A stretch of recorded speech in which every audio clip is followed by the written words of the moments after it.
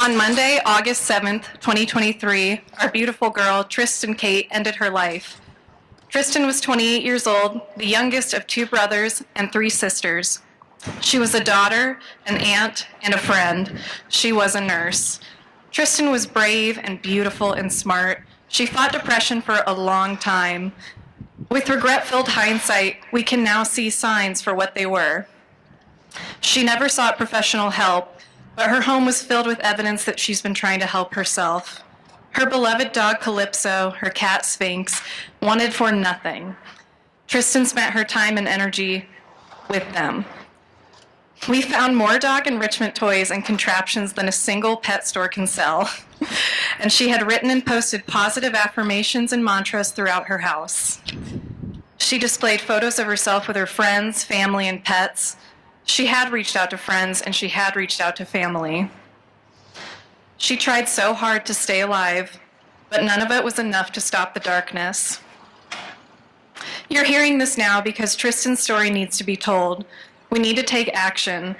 Our nation's healthcare system is broken, and it broke our girl. Her passion for nursing had turned into a nightmare, and Tristan was in trouble. Nurses are in trouble. Female nurses commit suicide at more than twice the rate of females in the general population. We must do better. Call or email your congresspeople. Tell them we can do better. And reach out to your friends in nursing and offer to listen. Help them get the help they need. The following letter is what we discovered on Tristan's laptop, and she wrote this in March of 2023. It's called A Letter to My Abuser. Ever since I was young, I expressed interest in healthcare and becoming a nurse, so I began my study. I gave my heart, my body, and my mind to you, dedicated long hours and days, and gave you my all. I cried with my patients, with their families, and for them. I held their hands. They held mine as I moved forward in my nursing career. My patients and their families have been there for me, supported me, and reminded me of why I do what I do. I thought that was enough. I thought this would be all I needed to carry me through my career. I told you I would be there through the good and the bad. But you have taken my heart and slowly crushed the goodness it had. You love-bombed me with affection. You told me I was going into a career that matters, and you told me I could make a difference. You made me feel comfortable despite the rumors of your abusive past, rumors I did not want to believe. The compliments, the pizzas, the thank you letters gradually had less meaning to me, though. The staff I worked beside began to go away. In our eyes, these staff were unnecessary. I'm sorry, in your eyes, these staff were unnecessary. But it came at a high cost for the advertised quality care provided to our patients by those of us who were left. You asked my colleagues and me what we needed to help patients to improve satisfaction scores, and we told you the truth. But then you sent us online courses that taught us just to smile more and be friendlier to the patients.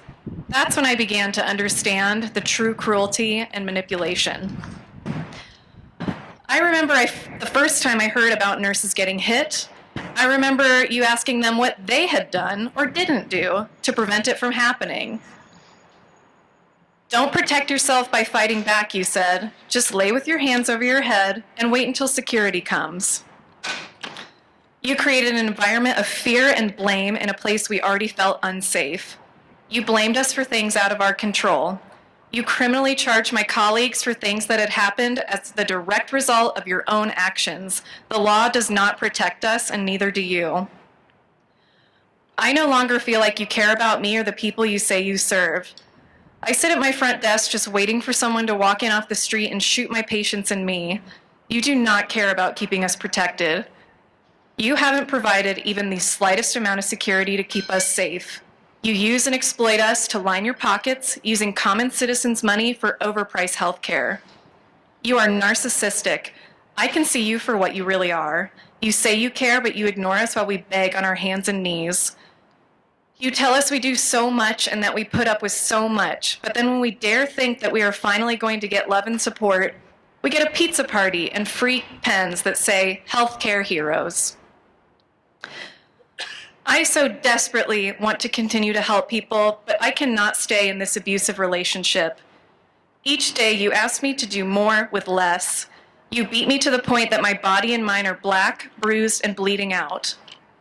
I'm only sorry to my patients and colleagues. You deserve so much better, but my abusive partner is relentless.